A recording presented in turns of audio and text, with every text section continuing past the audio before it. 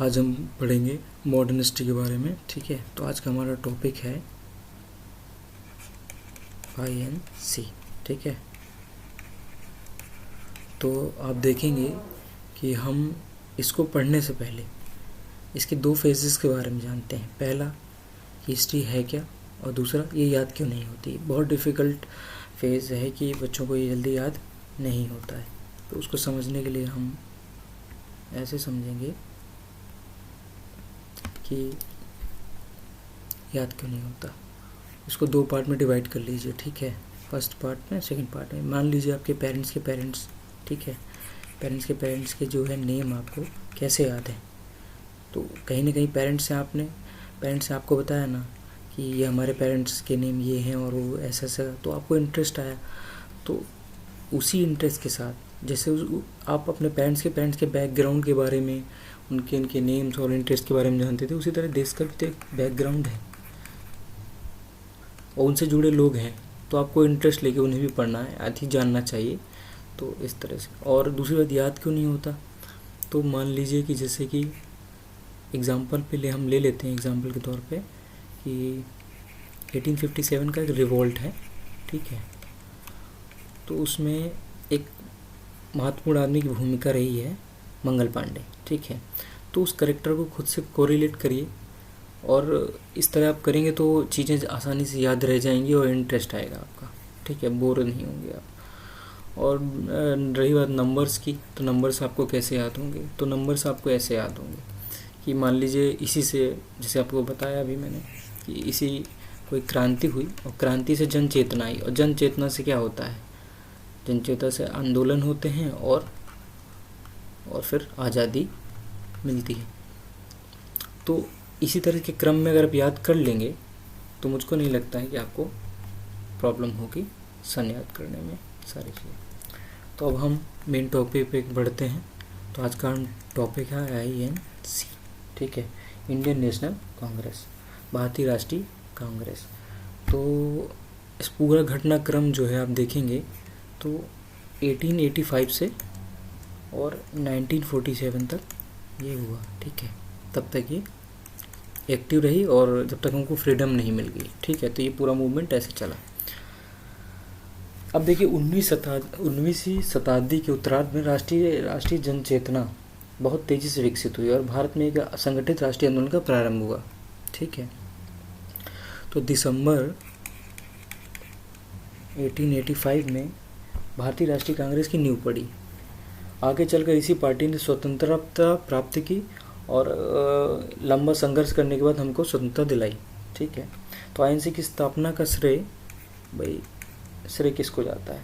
तो एक अधिकारी थे, ठीक है, रिटायर्ड अधिकारी थे और इटावा के जिलाधिकारी भी कहा गया ना। तो इनका नाम था A.O. ह्यूम।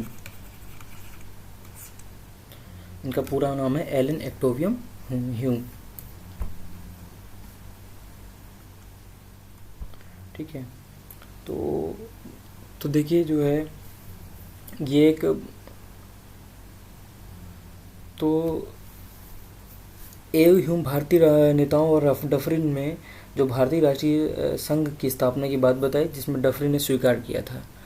ठीक है, तो आप ऐसे देख सकते हैं कि कोई भी सरकार जो है, सरकार एक सिस्टम है, सरकार जिसका जनता भी एक हिस्सा है। तो सरकार एक सिस्टम जिसका जनता, और अगर जनता को, जैसे उपनिवेश था, तो अगर जनता को अपना भागीदार नहीं बनाती तो जनता क्या होती, विद्रोह करती है। और विद्रोह से नई संस्थाएं या फिर जन आंदोलन से नए क्रांति की ओर हमारा देश बढ़ता है। तो वही हुआ कि सरकार यहाँ पे भारतीय व्यक्तियों को उनका हक नहीं दे रही थी, जिसकी वजह से एक जन आंदोलन, एक संस्थाएं बननी शुरू हो गई। तो उसी संस्था में INC का विकास हुआ और इसके पीछे मैंने बताया कि A.O. ह्यूम की मुख्य भूमिका थी। ठीक है, तो A.O. ह्यूम इस प्रस्ताव को पास कराने के ब्रिटिश की संसद में गए और जहाँ से पास करा दिया गया और 1884 में INC की स्थापना हुई। तो 1884 में, ठीक है, इसको प्रस्ताव को मंजूरी मिल गई थी। ठीक है,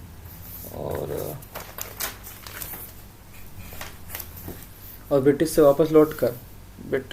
वापस लौटकर इन्होंने A.O. ह्यूम ने द हिंदू न्यूज़पेपर के माध्यम से 5 दिसंबर 1885 को INC की उस INU की स्थापना की, जो सार्वजनिक पब्लिश करा दिया गया। ठीक है, तो पहले इसका नाम INC नहीं पड़ा था, पहले इसका नाम INU कह सकते हैं। ठीक है, था। बाद में कि इसको जो है नाम को चेंज करके INC कर दिया गया। ठीक है, तो 18 दिसंबर 1885 को इसका पहला अधिवेशन मुंबई में हुआ, जो गोकुलदास तेजपुर संस्कृत विद्यालय में आयोजित किया गया था, जिसमें 72 प्रतिनिधियों ने भाग लिया था। इस अधिवेशन की अध्यक्षता किसने की थी? व्योमेश चंद्र बनर्जी जी ने। ठीक है,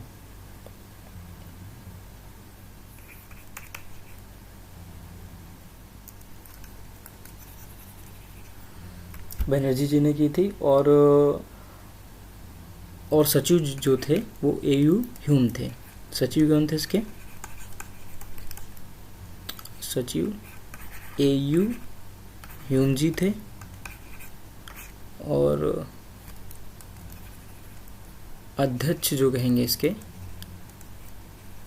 अध्यक्ष वो थे व्योमेश चंद्र बनर्जी जी। ठीक है, अध्यक्ष क्या थे? देखिए, मैंने बताया कि 1884 में ये पास हुआ। ठीक है, राइट। और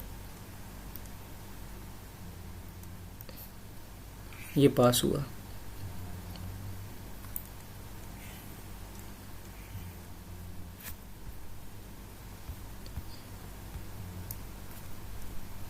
तो 1884 में ये पास हुआ, लेकिन ये जो मेनली ये है 1885 में ये एक्टिव हो गया। ठीक है, तो देखिए इसका नाम का क्या था कि इसका नाम जो है दादा भाई नौरोजी जी ने रिकमेंड किया था कि इसको INU की जगह INC किया जाए। और ये शब्द जो है, कांग्रेस शब्द जो है USA से लिया गया था। जैसे आपको फुल फॉर्म बताऊं कि इंडियन नेशनल कांग्रेस इसका पूरा नाम है। और जो इसका जो इसके पीछे एक और था, इसका अधिवेशन से रिलेटेड भी था एक, कि इसका अधिवेशन जो है आप देखेंगे तो इसका पहला अधिवेशन जो है पुणे में होना था। ठीक है, लेकिन वहाँ पे प्लेग फैलने की वजह से इसको बम्बई में किया गया। बम्बई में इसको किया गया, आयोजित किया गया। तो अच्छा, इसके वस्तुविद, इसको बनाने वाले तो एक थे आनंद मोहन बोस और दूसरे सुरेंद्रनाथ बनर्जी जी। ठीक है,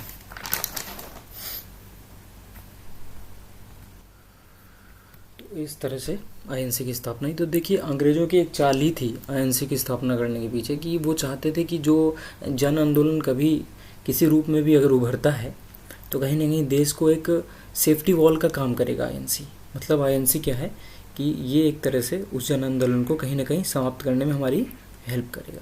तो इसको उभारने के लिए बस इसीलिए संस्था का निर्माण हुआ था। तो हुआ उनके स्वार्थवश ही था, लेकिन कहीं ना कहीं ये हमारे आज बहुत काम आया, जो स्वतंत्रता तक, आज़ादी तक हमारे एकदम साथ रहा और अभी भी मौजूद है वर्तमान में।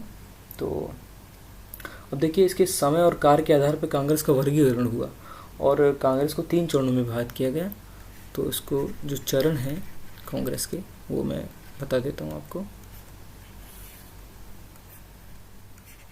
तो देखिए, पहला इनका जो था, इसको कहा गया उदारवादी चरण। उदारवादी चरण, ये इसका टाइमिंग था 1885 से 1905 में, 1885 से 1905 में। और अगला था इसका है 1905 से लेकर के 1919 तक। ये हो गया आपका उग्रवादी चरण। और अगला है गांधीवादी चरण।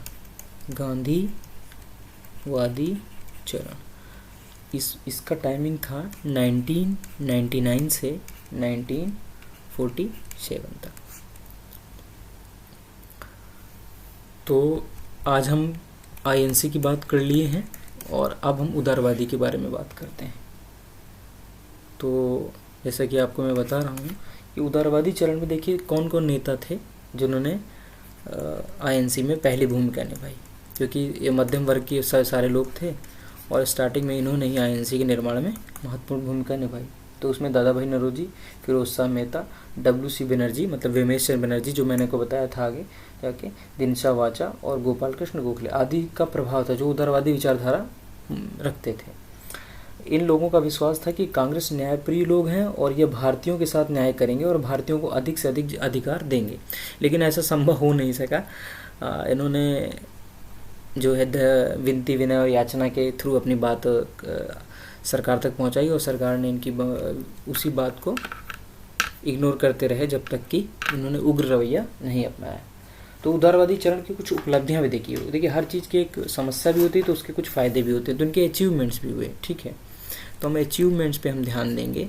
तो इन्होंने देखिए एक राजनीतिक मंच तो बना ही दिया था। देखो आईएनसी के बनने का इम्पॉर्टेंट वर्क क्या था कि एक देखिए इस 1857 की जो क्रांति हुई थी, ठीक है, 1887 की जो रिवोल्ट हुआ था, आप देखेंगे तो उस पर कोई नेतृत्व करता नहीं था, मतलब लीडर्स, और बिना लीडर्स के कोई भी क्रांति, कोई भी नेतृत्व के बिना कोई भी क्रांति और संघर्ष का जो है आगे नहीं बढ़ सकता। तो कहीं कहीं हर चीज़ को एक नेतृत्व करता चाहिए, अगर उसको दिशा दिखाने वाला भी हम लक्ष्य प्राप्त नहीं कर सकते। ठीक है, तो ज़रूरी यही है था कि कोई लीडर हो, और भारत के अंदर उस क्रांति में कोई लीडर नहीं था, इसलिए वो जो है रिवोल्ट फेल हो गया।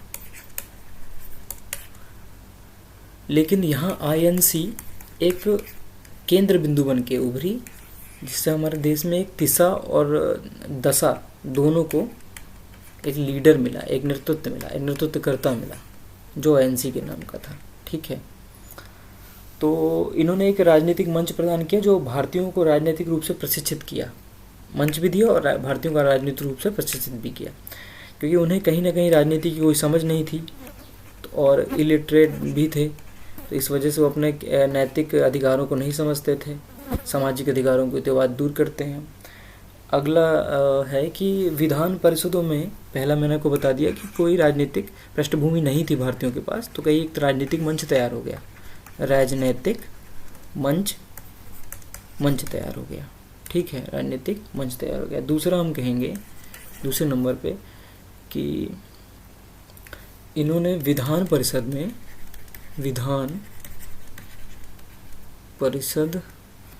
भारतीयों को क्या दिलाया, प्रतिनिधित्व, है ना, प्रतिनिधित्व दिलवाया। ठीक है, तीसरा नंबर हम देखेंगे, देखिए सिविल सेवा में, है ना, सिविल सर्विसेज में क्या इन्होंने बैठने की इजाज़त दिलाई। पहले क्या होता था, ये सर्विस ब्रिटेन में होती थी और यहाँ पे ये नहीं होती थी, तो इन्होंने कोशिश किया कि ये भारत में इसका क्या हो, इस एग्ज़ाम को कंडक्ट कराया जाए, मतलब आयोजन हो उसका।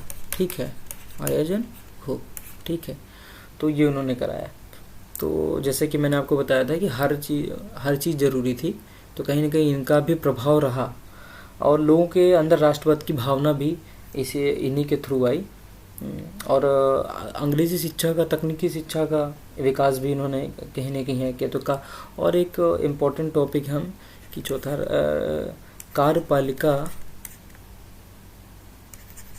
न्यायपालिका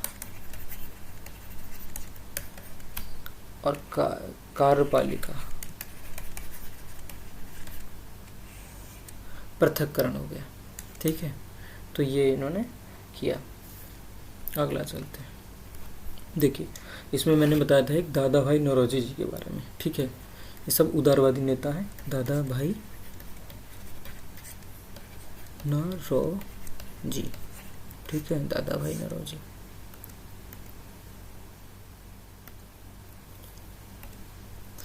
नौरोजी।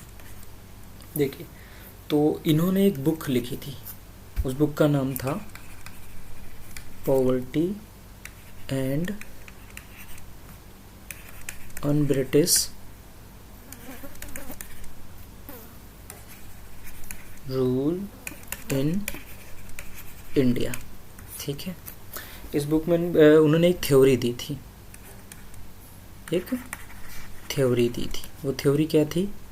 धन निष्कासन थ्योरी, मतलब धन निष्कासन सिद्धांत दिया था उन्होंने। तो भाई दादा भाई नौरोजी द्वारा लिखित जो poverty British rule in India के अंग्रेजों के द्वारा भारत के आर्थिक शोषण की बात को प्रतिपादित किया था। इस पुस्तक में पहली बार धन निष्कासन के सिद्धांत को प्रतिपादित किया, जिसके कारण भारतीयों के अंदर अंग्रेजी शासन के प्रति आक्रोश और राष्ट्रवाद की भावना का विकास हुआ।